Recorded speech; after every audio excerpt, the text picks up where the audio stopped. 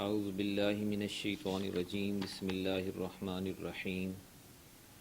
ولن ترضى عنك اليهود ولا النصارى حتى تتبع ملتهم قل إن هدى الله هو الهدى ولئن اتبعت أهواءهم بعد الذي جاءك من العلم ما لك من الله من ولي ولا نصير الذين آتيناهم الكتاب يتلونه حق تلاوته أولئك يؤمنون به ومن يكفر به فأولئك هم الخاسرون صدق الله العظیم۔ مسلمان جب مدینہ منورہ میں پہنچے تو اہل کتاب بالخصوص جو یہودی تھے ان کے ساتھ ان کے مدینہ کے مسلمانوں کے روابط پرانے تھے، اس لیے جو کچھ بھی اسلام کی معلومات ہوتی وہ ان کے ساتھ شیئر کرتے،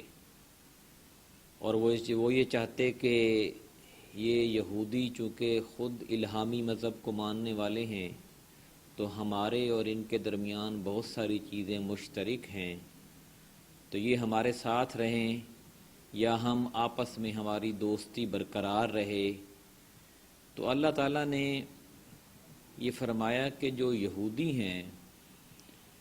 یا عیسائی ہیں وہ آپ سے ہرگز راضی نہیں ہوں گے یہاں تک کہ آپ کو اپنے دین کی طرف واپس لے جائیں، اپنی ملت کی طرف، یعنی یہودیوں کے مطابق جب تک آپ یہودی نہ بن جائیں وہ آپ سے راضی نہیں ہو سکتے، اور کوئی بھی طریقہ آپ کے پاس ان کو راضی کرنے کے لیے نہیں ہے یہاں تک کہ آپ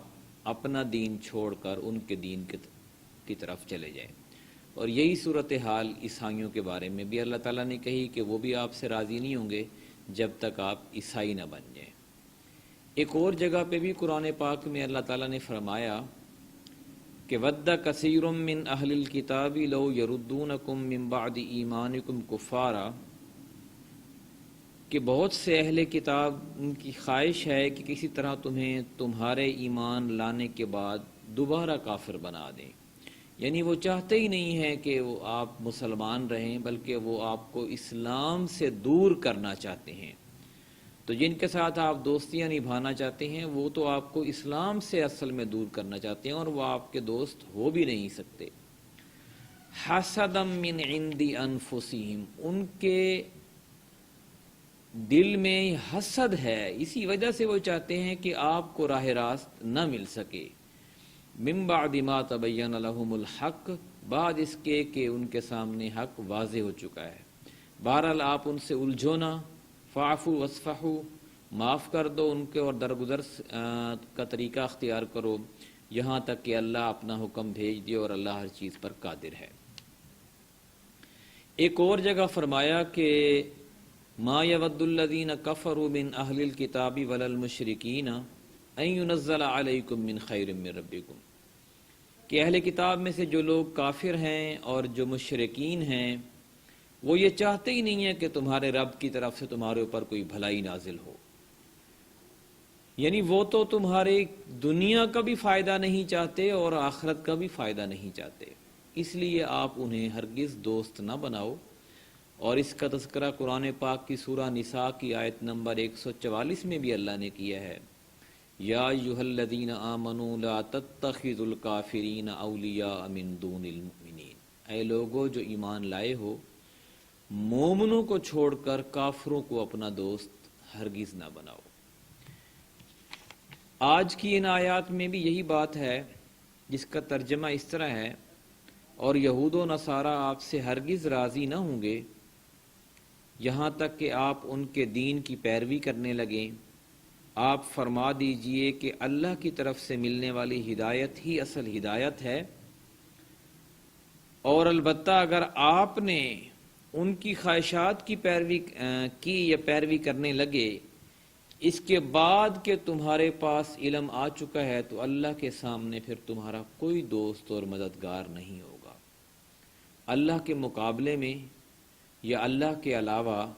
کوئی تمہارا دوست مددگار حقیقت میں نہیں ہو سکتا۔ اگر آپ نے اسلام کو سمجھنے کے بعد پھر وہی روش اختیار کی ہے جو یہودیوں اور عیسائیوں کی ہے کہ انہوں نے اپنی کتاب کو سمجھا، پھر جان بوجھ کر اپنی مرضی کی اور اس میں تعریفات کی، وہ دنیا بھی ان کی برباد ہوئی اور آخرت بھی برباد ہوئی۔ دوسری آیت میں اللہ نے فرمایا کہ الذین آتیناہم الکتاب یتلونہ حق تلاوتی، کہ جن لوگوں کو ہم نے کتاب دی ہے، یعنی اہل ایمان کا تذکرہ ہے، کہ وہ اس کی تلاوت یا وہ اس کو ایسے پڑھتے ہیں جیسے پڑھنے کا حق ہے،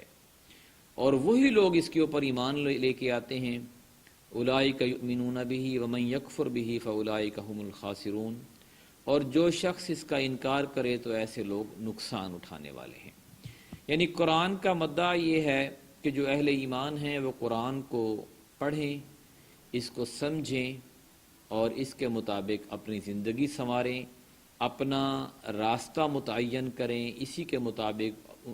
اپنی منزل متعین کریں اور اس کی طرف اپنے سفر کو رواں دواں رکھیں۔ اللہ تعالیٰ سے دعا ہے کہ ہمیں خالص مسلمان بنائے، جو نبی کریم صلی اللہ علیہ وسلم کا طریقہ تھا، جو حضرت ابراہیم علیہ السلام کا طریقہ تھا، جو حضرت عیسیٰ علیہ السلام اور حضرت موسیٰ علیہ السلام کا طریقہ تھا، جتنے بھی انبیاء کا طریقہ تھا، ہمیں اسی طریقے کے اوپر چلنے کی توفیق عطا فرمائے۔ جزاک اللہ۔